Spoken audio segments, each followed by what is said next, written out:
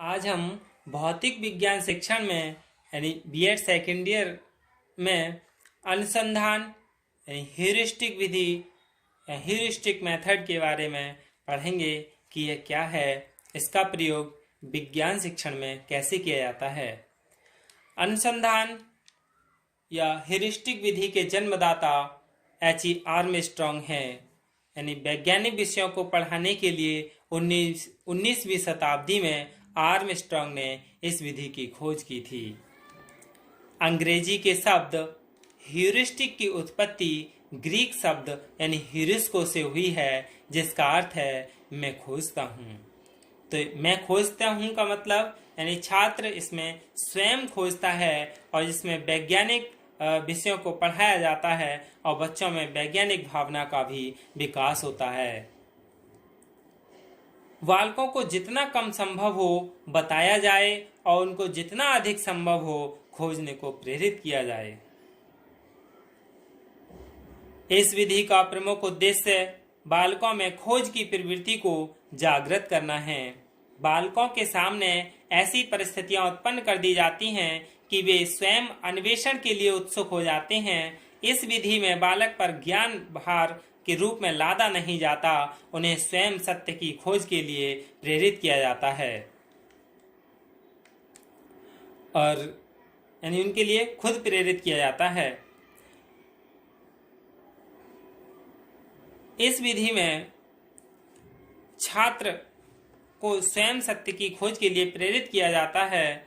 इसमें आनंद का अनुभव होता है। इस कारण शिक्षक का कर्तव्य है कि वह छात्र को अपनी ओर से कम बताए और स्वयं अधिक से अधिक सत्य प्राप्त करने के अवसर प्रदान करे। बालक को ऐसी परिस्थिति में रखा जाए कि वह प्रत्येक तथ्य का या सिद्धांत को चिंतन या परीक्षण के माध्यम से समझ सके। इस विधि के उद्देश्य क्या हैं? यानी इस विधि का उद्देश्य बालकों के मन में वैज्ञानिक भावना को जन्म देना है। इस विधि का उद्देश्य यानी आप समझ सकते हैं कि तथ्यों, सिद्धांतों, नियमों की शिक्षा देना नहीं, अपितु ये सिखलाना है कि तथ्यों का ज्ञान कैसे प्राप्त किया जा सकता है, इन्हें कैसे नियमबद्ध किया जाए।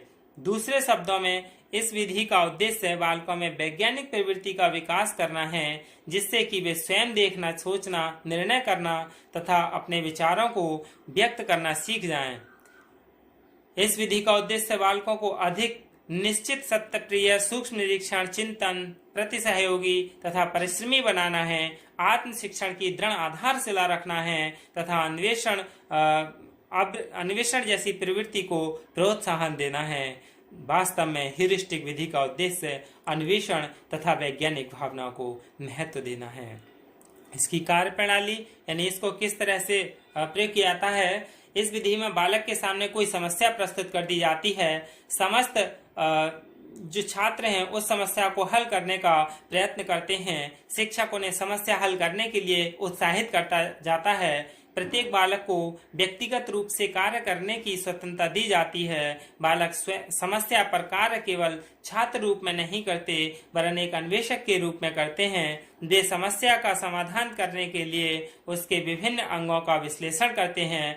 आवश्यकता पड़ने पर बालक परस्पर वाद विवाद करते हैं, प्रश्न पूछते हैं तथा पुस्तकालय में जाकर पुस्तकें देखते हैं। प्रयास यही किया जाता है कि बालक स्वयं अपनी बुद्धि द्वारा समस्याओं का समाधान करे तथा अपने अंदर अन्वेषण की प्रवृत्ति का विकास करे। यही क्या इसकी कार्य प्रणाली है। अब इसका अध्यापक का स्थान यानी ह्यूरिस्टिक विधि में शिक्षक का अपना विशेष स्थान है। यदि इस विधि में बालक स्वयं ज्ञान प्राप्त करता है, इस पर भी इसमें शिक्षक को प्रमुख स्थान दिया जाता है। शिक्षक ही छात्रों के सामने समस्याएं प्रस्तुत करता है, उनके प्रश्नों के उत्तर देता है तथा उन्हें आवश्यक स्रोतों से परिचित कराता है। इसका प्रमुख कार्य बालकों को प्रोत्साहन देना है। इस विषय में कुछ कहा भी जाता है, ह्यूरिस्टिक विधि के शिक्षक से बहुत कुछ आशा की जाती है। उसमें जिज्ञासा, निरीक्षण रुचि और वैज्ञानिक भावना होनी चाहिए, क्योंकि ये वे गुण हैं जिनका वह बच्चों में विकास करना चाहता है। उसे प्राय प्रश्नों की विधि का प्रयोग करना पड़ता है। इसके अलावा उसे निपुण होना चाहिए। उसे बच्चों को भी प्रश्न पूछने के लिए प्रोत्साहित करना चाहिए।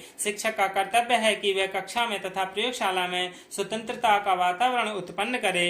बालक उससे भयभीत न हो, उसे मित्र तथा सहयोगी मानकर स्वतंत्रता पूर्वक प्रश्न करें। जब शिक्षक अपने छात्र से मित्रवत व्यवहार करता है तो छात्र अपनी समस्याओं को खुलकर शिक्षक से बताता है और अधिक से अधिक अधिगम करता है। इसके कुछ गुण भी हैं, यानी ह्यूरिस्टिक विधि के गुण क्या हैं? यानी इस विधि का प्रयोग करने से शिक्षक संपूर्ण कक्षा के संपर्क में रहता है। वह प्रत्येक छात्र के व्यक्तिगत कार्यों की देखभाल करता है। आवश्यकता पड़ने पर उन्हें सहायता देता है तथा उत्साहित करता है। इस विधि में बालक आत्मनिर्भरता की भावना विकसित होती है। छात्र स्वाध्याय का अभ्यास इसी विधि से होता है। छात्रों को बालक विभिन्न समस्याओं को हल करने के लिए पुस्तकें पढ़ते तथा मनन करते हैं। उन्हें कठोर परिश्रम का अभ्यास करना पड़ता है। इस प्रणाली को अपनाने से छात्रों का दृष्टिकोण तार्किक भी होता है। वे किसी भी विचार को बिना परखे स्वीकार नहीं करते हैं। परस्पर वाद विवाद उसमें तार्किकता की भावना का विकास करता है। यानी इस विधि में छात्र समस्त कार्य कक्षा में ही समाप्त कर देते हैं। गृह कार्य की समस्या उठती ही नहीं है। इसकी विशेषताएं जैसे विषयों को बोधगम्य तथा सरल बना देती है। इसमें अध्यापक विभिन्न उपयोगी शिक्षण सूत्रों का प्रयोग करता है जिससे विषय सरल बन जाता है। इसके कुछ दोष भी हैं। दोष तो सबसे बड़ा यही है कि इस विधि को अपनाने से अध्यापक के उत्तरदायित्व में वृद्धि हो जाती है, जिसके लिए एक विशेष प्रशिक्षण की आवश्यकता होती है। अध्यापक को स्वयं अपने अंदर अन्वेषण की भावना का विकास करना पड़ता है। इसके लिए आवश्यक है कि छात्रों की सहायता करना सीखें, परंतु क्या इस उत्तरदायित्व को प्रत्येक अध्यापक निभा सकेगा? नहीं। जब तक स्वयं अध्यापक इसका प्रयोग करना नहीं सीखेगा, जब तक उसे अनुभव नहीं होगा, जब तक प्रशिक्षित अध्यापक नहीं होगा, तब तक इस विधि का प्रयोग नहीं कर पाएगा। इस विधि का प्रयोग केवल उन विद्यालयों में हो सकता है जिनमें छात्रों की संख्या कम रहती है, लेकिन देश में 50 से भी अधिक छात्र प्राय कक्षाओं में पढ़ते हैं। इतनी बड़ी संख्या में इस विधि का उचित प्रकार से प्रयोग नहीं किया जा सकता। तथ्यों के खोजने समझने के लिए पर्याप्त समय का अवकाश की आवश्यकता रहती है, लेकिन 35-40 मिनट के अल्प समय में क्या बालक तथ्यों की खोज कर सकेंगे? नहीं। जो तथ्य एवं सिद्धांत आज हमें अत्यधिक सरल प्रतीत होते हैं, उनकी खोज में मानवता को सैकड़ों वर्ष लग गए थे। उनकी खोज बालक छोटे छोटे घंटों में कर डालें, यह दुराशा मात्र है। यानी यह एक निराशा है, यानी दुराशा है। यानी इस तरह की आशा नहीं की जा सकती। इस विधि में यानी ह्यूरिस्टिक विधि में पाठ्य पुस्तकों का अभाव है।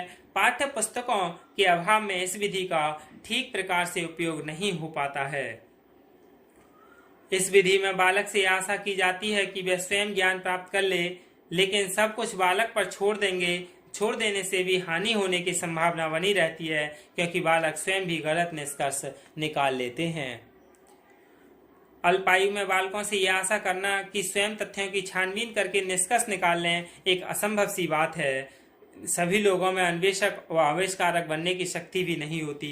यह शक्ति तो केवल कुछ में ही होती है। आविष्कार का मस्तिष्क परिपक्व रहता है। वह किसी समस्या के सभी पहलुओं पर संतोषजनक रूप से विचार कर सकता है। बालक का मस्तिष्क अबोध रहता है। वह किसी समस्या को सभी दृष्टिकोण से देखने में समर्थ नहीं हो पाता है।